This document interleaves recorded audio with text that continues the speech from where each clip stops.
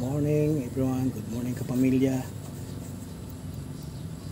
Guys, andito ako ngayon sa sasakyan ko. Nung after 3 days Yes! may napansin akong parang lumundo yung gulong na sasakyan ko. And then nilapitan ko, talagang flat. Sabi ko, bakit kaya?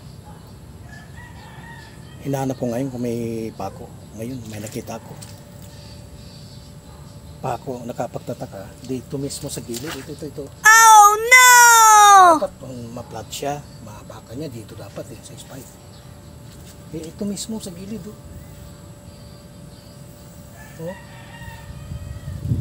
ngayon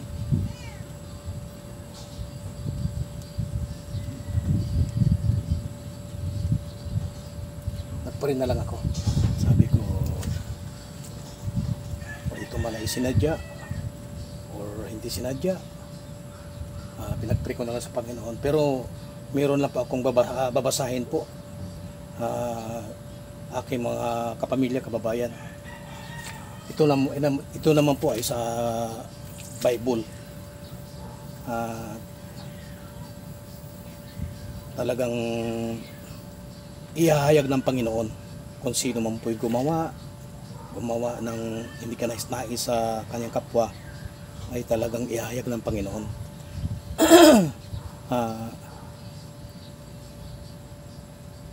Ibig sabihin dito,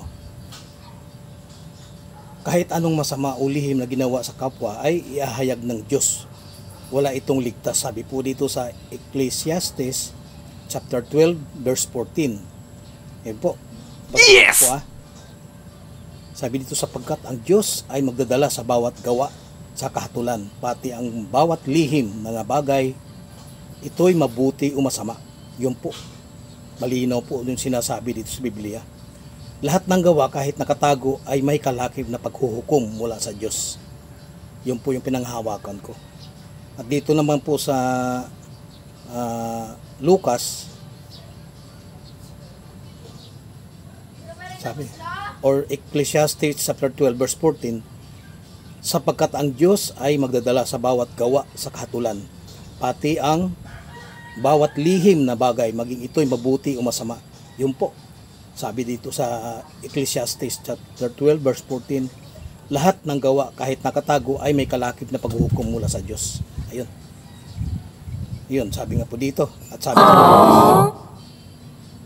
chapter 12 verse 2-3, walang natatago na di maahayag at walang lihim na di mabubunyag. Kaya ang anumang sinabi ninyo sa dilim ay maririnig sa liwanag, at ang ibinulong ninyo sa loob ng silid ay ihahayag sa bubungan. Ibig sabihin, kahit anong masama o lihim na ginawa sa kapwa ay ihahayag ng Diyos. Mula itong ligtas. Wala itong ligtas. Yun, malinis, malinaw ang sinabi sa Bible. Kaya yun lang po ang pinagpipiri ko sa Panginoon. Ayan, ito man po ay sinadyang ginawa o hindi sinadya. Ayun, binabasa ko lang po sa Bible. Ito po ay warning mula sa Diyos, hindi sa akin. Thank you so much. Good! Ngayon po, gagawin ko po yung gulong. Papalitan ko siya ng reserba. At yung camera ko kasi pa-recover ko na lang doon sa magagaling talaga na mag-recover, mag-backread, mag-playback,